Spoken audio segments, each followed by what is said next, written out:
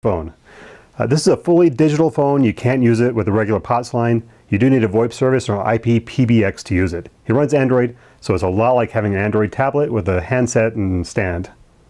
This phone was released just about a week ago, and I noticed there weren't many useful, informative reviews. The few reviews I found were from people who were wanting to sell me a phone and didn't go into great detail or show the phone in action.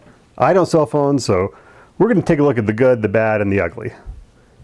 The phone itself comes with a base unit, a handset, a wall mount, an Ethernet cord, a handset cord, a power adapter, a cleaning cloth for the screen, and various documentation, including, I kid you not, your very own printed copy of the GNU General Public License. The build quality is pretty decent for what it is. It does have a little bit of the cheap plastic feel like everything else these days you get from companies not named after fruit. I do find that the handset cradle is a bit awkward. There's not quite enough clearance below the handset for the wire, so sometimes it's hard to get the handset back into the cradle properly. I do have one dead pixel on the LCD here, but I guess I can live with that. So when you plug the phone in here, it boots up in about 1 minute and 7 seconds. One of the most important features of this fine device is the ability to make phone calls. So let's check that out. Whenever you lift the handset, the phone immediately switches to the phone app. You put it back and it hangs up, switches back to the old app.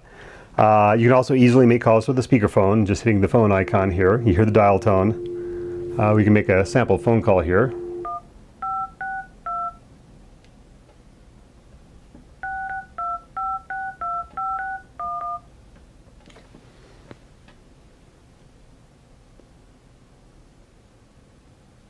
Sycamore Bank will be closed Friday, July 4th to celebrate Independence Day. Have a safe One nice feature here is the option to record phone calls, which seems to work quite well, and it works without beeping the party on the other end. So, on the 1st say more, 6:46. Start recording, and we're recording the call. Mostly clear, low around 73.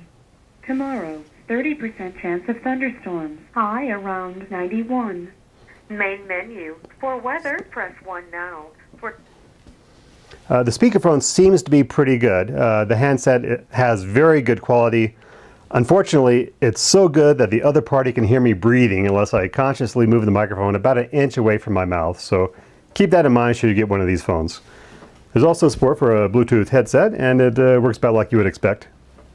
One of the compelling features of this phone is that it's actually an Android tablet in addition to being a simple desk phone. The hardware isn't as powerful as a modern Android phone or tablet, nor is the software quite as polished.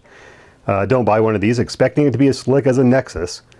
It runs a customized version of Android 4.2 and comes with an app called GS Market here for downloading more apps from Grandstream. And as you can see, one of the apps you can download is the actual Google Play app, and when you download that, then you can download everything else from Google. You can see that over here. Yep, Play Store.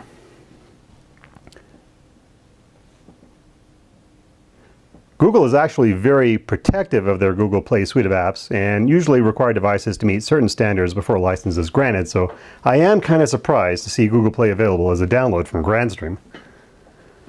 So, let's see how Google Hangouts works here.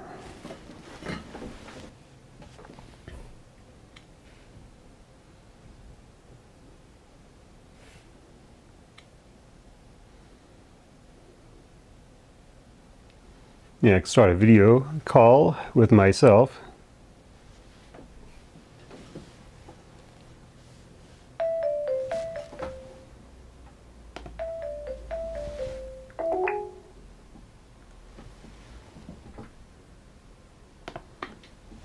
And there you can see me from the other end of the Hangout.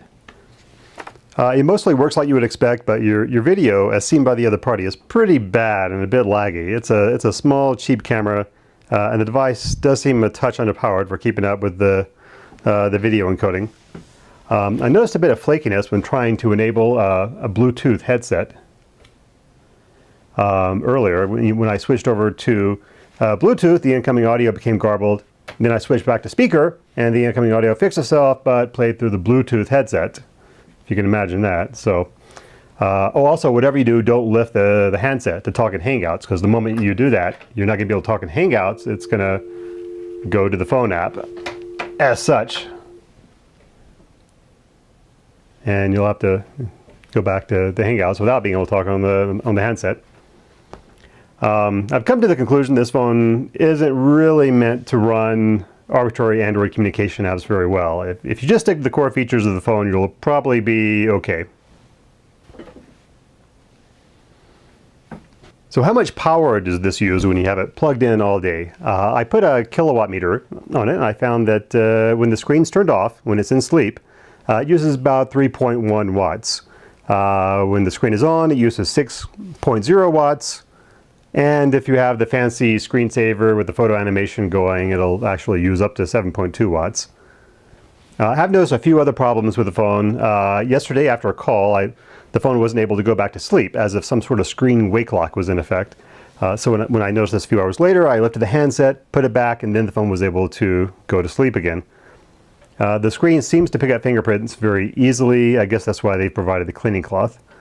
All in all, I like the phone and think it will be a great replacement for the dumb phone that I have been using. You just can't expect it to be a slick Nexus-style Android superphone. Well, I hope this review was useful, and thanks for watching.